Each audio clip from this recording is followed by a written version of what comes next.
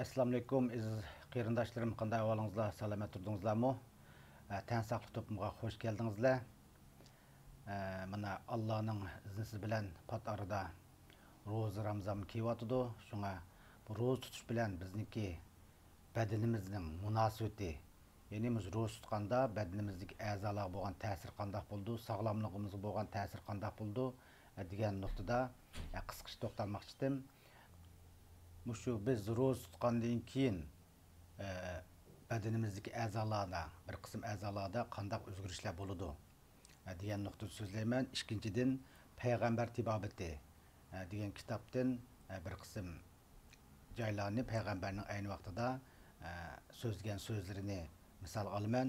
Uchinchidan Qur'ondagi hadislarni azroqdan ilib fikr yurgizman. Anandan keyin Muşu sajda qilishning mingimizga bo'lgan qanday ta'sir bo'ladi deganni fanniy nuqtadan qarab tahlil qilman. Alloh taolo meniki muşu ezib gunohlarimni mag'firat qilsin. Xatolashsam kechiringizlar. Birinchilab Alloh kechirsin, ikkinchilab sizlarning kechirishingizni umid qilaman. Amal bor qisqa so'zlashga tirishman. Muşu ro'za tutgandan keyin badanimizda qanday o'zgarishlar bo'ladi degan chaqda birinchi nuqta. Bunun köpünçe öyle ro'za tutgan qarindoshlar o'qidi. Baş 2 gün ya 3 gün sal qiynalgan ishlar bo'ldi.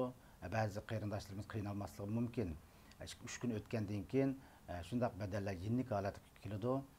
Buningda birinchilab mushu ro'y kayfiyatimiz shundaq yaxshi bo'ladi. Anandan keyin mushu osh qozonga bo'lgan besim yeniliklaydi. Buni ko'pchilik o'qidi. Men payg'ambar tibobatimi, payg'ambarimizning degan so'zlar bor, shuni o'qib berman. Demakchi, oshqozonniki yuk yenikligandan keyin badanimiz yeniklash qarab mangdi. Qusoq osh quyish orqali qusoq qancha osh turgan sari mikroblarniki ulushi, masalan, rak hujayralarining ulushi tezlaydi ekan. Buningda isbotlar xili bor. Hamda men Yaponning materiallarini ko'rman. Yaponliklarningmi shu YouTube'ga chiqib so'zlagan bemorlar bor. Qandaq bemorlar degan chaqda shu oxirgi bosqich kelib qolgan rak kasallar. Ularni ro'za deydi, ammo bizniki o'xshash ro'za tutmaydi ular. Ularning tutish usullari danjiki deb qo'ydi yaponcha. Puchin danjiki degan gap borki, har xil bo'ladi ekan. Bularniki tutish usuli azroq suv ichib qusg'an vaqtlarda shunaqa yeyish usuli ekan. Undan keyin kechqurun azroq yeyaplam, undan keyin ertasi tushdan keyin 18 soat hech nima yemaslik degandek shunaqa usullar borki, har xil. 18 soat tutadigan degandek har xil usullar bilan o'z-o'zini davolaydi ekan. Shu orqali qancha osh qolgan sari badanning ichidagi rak hujayralarini osh qo'ydi ekanda, shuninglar rak hujayralar ulush qarab minib sallamaza saqib ketgan kasallarmi bor. Faqatlam bu qo'ysalarniki irodasi bog'liq ishlar deb o'ylayman. Bunda deganim hamda yopiqlikda ro'za tutinglar degan gap emas. Bizning ro'zamiz haqiqatan Alloh taolo tanlab qilgan farz bo'lgan ro'z. Shunlashqa misol orqali shunda aytman, misollar nayt ko'p. Hamda bu oshqozonga kelsak, bu xuddi meniki kallamga kelgani, bu xuddi bir yilda bir qatim jiq shirkatlarda nimalar ta'til bo'lgandek vacation deymizmi, demilish, bir oylik ba'zilar 2 haftalik demilish oladi. Shuning o'xshash ish deb o'ylayman misol olgan chaqda. Shunga badanimizni cheniqalqi yenikiltish, besimni yenikiltish deymizmi? Shunlashqa dam oldirish. Buni men bak so'zlasam, hammangiz o'qisizlar. Shunga badanimizga bo'lgan ta'siri haqiqatan yaxshi deb o'ylayman. Hamda ikkinchi nuqtaga kelsak, payg'ambar tibobati. Balkim ba'zi do'stlarda bo'lishi mumkin bu kitobmi, men uzun yillar bo'lsa qilg'ili, shu kitobning ichidagi so'zlarni qisqacha shu bizning salomatimizga oid joylari nihoyat ko'p, ammo shu bizning milliy tibobatimiz bilan bog'lab tahlil qilgan kitob ekan. Buningda payg'ambar tibobati, payg'ambar alayhisalom mundaq degan: oshqozon badanning ko'lchigi, qon tomir uning eriqchilari. Oshqozon sog'lom bo'lsa, qon tomirlarmi sog'lom bo'ladi. Oshqozon kasal bo'lsa, qon tomirlarmi kasal bo'ladi. Andan keyin yana Peygamber aleyhisselam iğizi su yığıldıgan bulup kalsa hasal içetti. Salametlikini asırashda bunun bədii bir sırrı bulup bunu faqat aql egizlar bilalaydı. Allah xalsa biz bunu salametlikini asrash faslida bayon qilamiz. Yani Ebu Hüreyre Resulullah anhu'nun hadisde Peygamber aleyhisselam mundaq degan. Bir adam her ayda 3 qatim et deganda hasal yalab berse çoğun kesalikleri kalmaydı. İbn-i Mace 3450. hadis. Yeni bir hadiste sizler iki şifanı çın tutunlar. Biri hasal, yani biri Kur'an.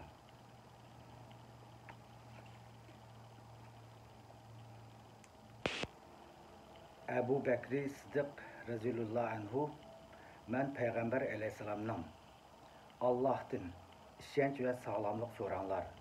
Hiçbir bendige işençiden keyin sağlamlıkta kattı nimet verilmedi digeligini anladım diyen. İbn-i Mace 3849. hadis. Peygamber aleyhisselam bu hadiste din ve dünyalık sağlamlığını birleştirgen. Bendinin dünya ahiretlik menfaati işenç ve sağlamlık bilen buludu. Çünkü işenç ahiret azaplarını kutkuzdu. Sağlamlık dünyada kalp ve beden ağrıklarını kutkuzdu. Tirmizi Peygamber aleyhisselam'nın mundaq deganligini rivayet kılıdı. Allah her qandaq narsa so'rgan kishiden salomatlikni so'rgan kishini yaxshi ko'radi. 3512 hadis. Yani bir kısımlarda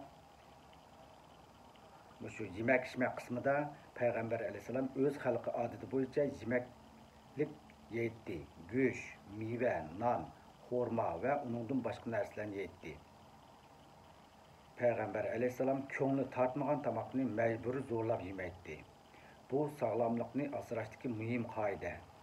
İnsan ko'ngli tartmagan narsa yesila foydasidan ziyni ko'p bo'ladi.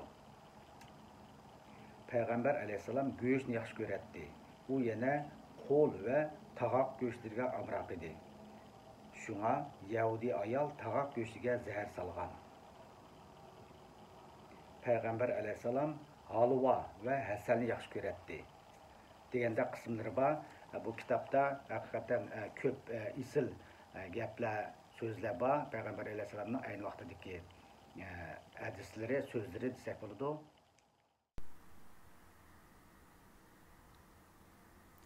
Baqara 61. sure. Öz vaqtida Sina çölüde terəcibin ve böydine bilenla ozuqlanatqanlar sizler. Ey Musa, biz bir xil yemeklikке chidab turolmaymiz. Biz uchun Parvardigorga duo qilgin. Bizga ziminning ko'ktatirdan tarxamak, samsaq, yesmuq va piyozlarni o'stirib bersin dedinglar. Musa, sizlar yaxshini nacharga tekishamsizlar. Yani piyoz, samsaq, ko'ktatni taranjibin bilan bo'ydinidan ortiq ko'ramsizlar. Birer shahar kiringlar. Shu yerda tiligininglar var dedi.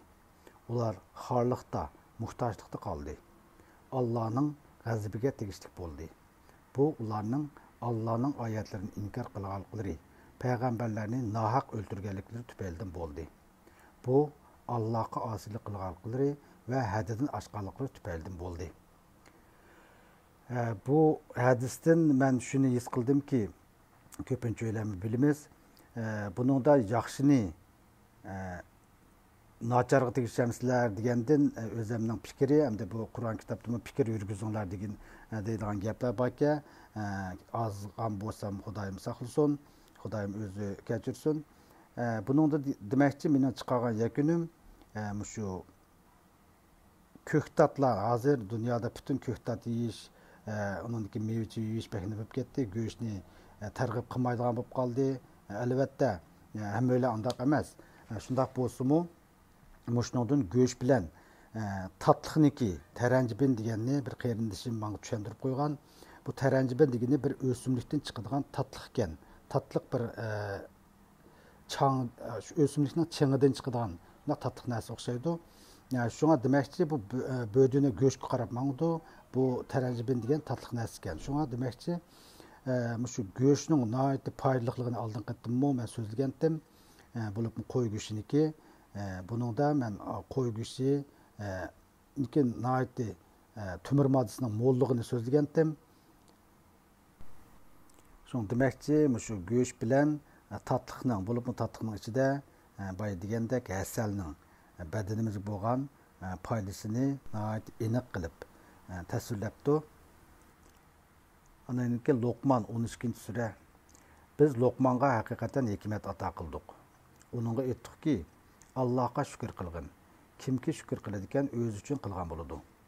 Kimki kufrlik qiladi ekan, shubhisizki Alloh bandalardan bihojatdir. Madiyaga loyiqdir. Demakchi, Luqman hakimni ko'pincha anglagan hikoyalarini degandek.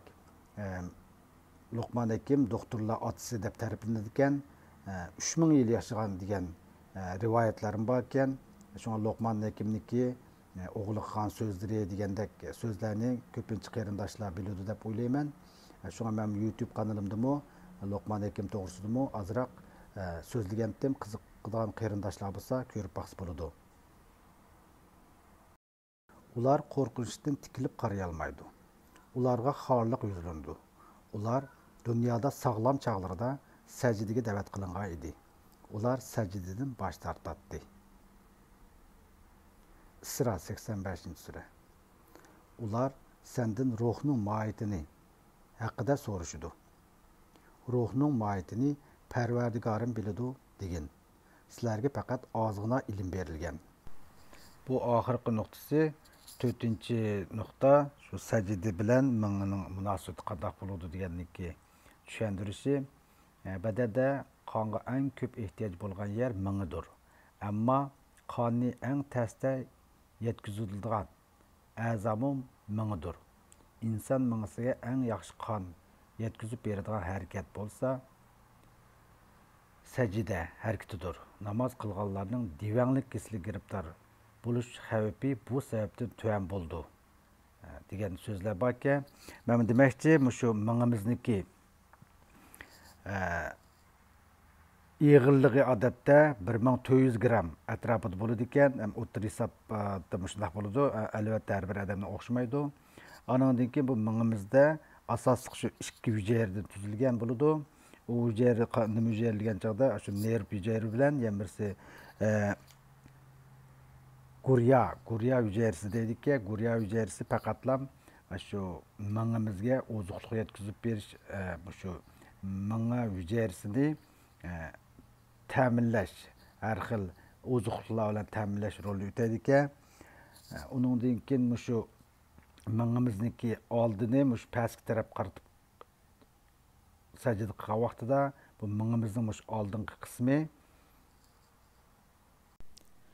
Muşu resimde göstergen yeşil rang. Bunu elbette yeşil rang bo'lmaydi. Bunu tushunishlik qilib shunday sizib qo'yganki, bunun qanday funksiyasi, qanday roli bor degan chog'da tutilish qobiliyati, uningdan keyin uyg'unish, hissiyotni kontrol qilish qatorliq rollari bo'ladi ekan. Anandan keyin shu mingimizga kelgan butun shu xabarlarni qanday bir taraf qiladi, qanday bir taraf qilib qildigan qaror chiqardigan o'rganda. Shunlashqa demakchi sajda qilgandan keyin shu mingimizniki oldi tarafga qon aylanish shunday yaxshi aylanib keladi ekan. Shunlashqa yaxshi aylanib keldi degan gap, bu tutilish qobiliyati biz uyg'unish deymiz, uniki odam hissiyotni kontrol qilish degandek rolini o'tab odamni nihoyat bir aktiv energiya qiladi degan qarashlar bor ekan. Bugun bu 4 nuqtada so'zladim, sal uzunroq bo'lib qoldi bu video. Kechiringizlar. Oxirida hammangizlarning tinining salomat, ro'z Ramazonga muborak bo'lsin. Allohu akbar.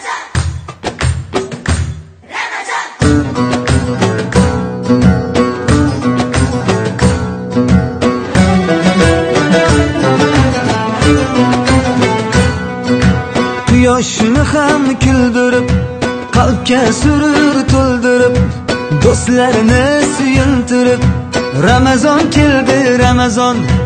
Ramazon keldi, Ramazon. Sahar turing yoronlar, xat bo'lsin qiling Qur'onlar, raddi varsin shaytonlar. Ramazon keldi, Ramazon, Ramazon keldi, Ramazon. G'aflat oyi emas bu, nafrat oyi emas bu, rahmat oyi demak bu. Ramazon keldi, Ramazon, Ramazon keldi, Ramazon. Muborak bo'lsin Ramazon sizga, muborak bo'lsin Ramazon bizga. Bayram bayram o'g'il qizga, Ramazon keldi, Ramazon.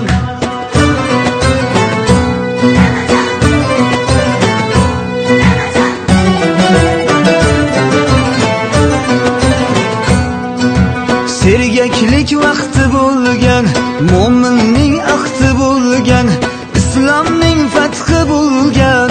Ramazon keldi, Ramazon, Ramazon keldi, Ramazon. Yeng shimaring toatga, iymonli halovatga, erishing saodatga. Ramazon keldi, Ramazon, Ramazon keldi, Ramazon.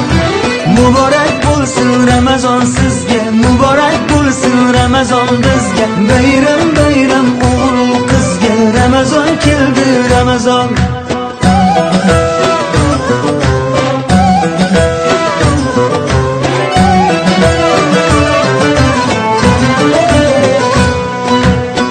Ramazonda sabr bor, 700 qat ajr bor, 1000 oyga teng qadr bor. Ramazon keldi, Ramazon.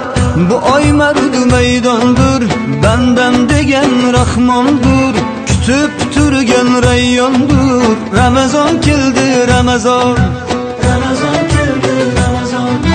Muborak bo'lsin Ramazon sizga, muborak bo'lsin Ramazon bizga. Bayram bayram o'g'il qizga, Ramazon keldi, Ramazon. Muborak bo'lsin Ramazon sizga, muborak bo'lsin Ramazon bizga. Bayram bayram o'g'il qizga, Ramazon keldi, Ramazon, Ramazon keldi, Ramazon.